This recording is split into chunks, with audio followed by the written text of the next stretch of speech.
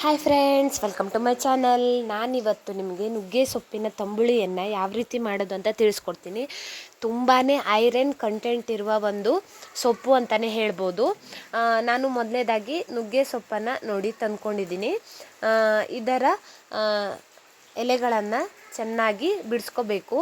ಯಾವುದಾದ್ರೂ ಹುಳಗಳಿದ್ದರೆ ಅಥವಾ ಕೊಳಕಾಗಿದ್ದರೆ ಅಂತ ನೀವು ಚೆನ್ನಾಗಿ ಸೋಸ್ಕೋಬೇಕಾಗುತ್ತೆ. ನೋಡ್ತಾ ಇರ್ಬೋದು, ಅದರ ಎಲೆಗಳು ಈ ರೀತಿಯಾಗಿರುತ್ತೆ.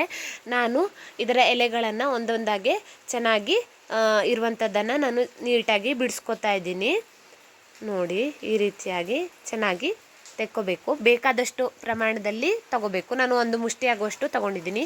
ಈಗ ಇದನ್ನು ನೀರನ್ನು ಹಾಕಿ ಚೆನ್ನಾಗಿ ಕ್ಲೀನ್ ಮಾಡಿ ತೊಳ್ಕೊತಾ ಇದ್ದೀನಿ.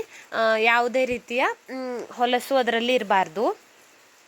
ಆನಂತರ ನಾನು ಒಂದು ಬಾಣಲೆಗೆ 2 ಸ್ಪೂನ್ ಎಣ್ಣೆ, 3 ರಿಂದ 4 ಕಾಳು ಮೆಣಸನ್ನು ಹಾಕಿ ಹುರ್ಕೊತಾ ಇದ್ದೀನಿ. ಹಾಗೆ 1 ಸ್ಪೂನ್ ಜೀರಿಗೆಯನ್ನು ಹಾಕಿ ಹುರ್ಕೊತಾ ಇದ್ದೀನಿ. ನಂತರ ನಾನು ಒಂದು ಮುಷ್ಟಿ ಆಗುವಷ್ಟು ನುಗ್ಗೆ ಸೊಪ್ಪನ್ನು ಹಾಕಿ ಚೆನ್ನಾಗಿ ಬಾಡಿಸ್ಕೊತಾ ಇದ್ದೀನಿ. ಹಸಿ ವಾಸನೆ ಹೋಗುವವರೆಗೂ ಎಣ್ಣೆಯಲ್ಲಿ ಚೆನ್ನಾಗಿ ಫ್ರೈ ಮಾಡ್ಕೋಬೇಕು.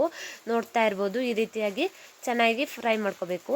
ಆನಂತರ ಒಂದು ಮಿಕ್ಸಿ ಜಾರ್ಗೆ 1 ಮುಷ್ಟಿ ಆಗುವಷ್ಟು ಕಾಯಿ ತುರಿ, ಆನಂತರ ಹುರಿದಿಟ್ಕೊಂಡಿರುವಂತಹ ಮಿಶ್ರಣವನ್ನು ಹಾಕ್ಕೋಬೇಕು. ಆನಂತರ ರುಚಿಗೆ ತಕ್ಕಷ್ಟು ಉಪ್ಪನ್ನು ಕೂಡ ಹಾಕ್ಕೋತಾ ಇದ್ದೀನಿ ನಾನು.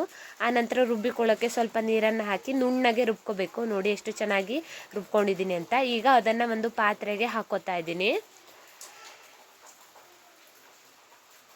ಈಗ ಇದಕ್ಕೆ ಒಂದು ಅರ್ಧ ಲೋಟ ಆಗುವಷ್ಟು ಮಜ್ಜಿಗೆಯನ್ನು ಹಾಕಿದರೆ ರುಚಿಕರವಾದಂತಹ ನುಗ್ಗೆ ಸೊಪ್ಪಿನ ತಂಬುಳಿ ಸವಿಯಲು ಸಿದ್ಧ. Thanks for watching. ನಿಮಗೆ ವಿಡಿಯೋ ಇಷ್ಟ ಆದರೆ ಲೈಕ್ ಮಾಡಿ, ಶೇರ್ ಮಾಡಿ, ಕಮೆಂಟ್ ಮಾಡಿ. ನನ್ನ ಚಾನಲ್ಗೆ ಸಬ್ಸ್ಕ್ರೈಬ್ ಆಗಿ. ಇದೇ ರೀತಿಯ ಯೂಸ್ಫುಲ್ ವಿಡಿಯೋಕ್ಕೆ ನನ್ನ ಇನ್ನಿತರ ವಿಡಿಯೋಗಳನ್ನು ನೋಡಿ. Thank you.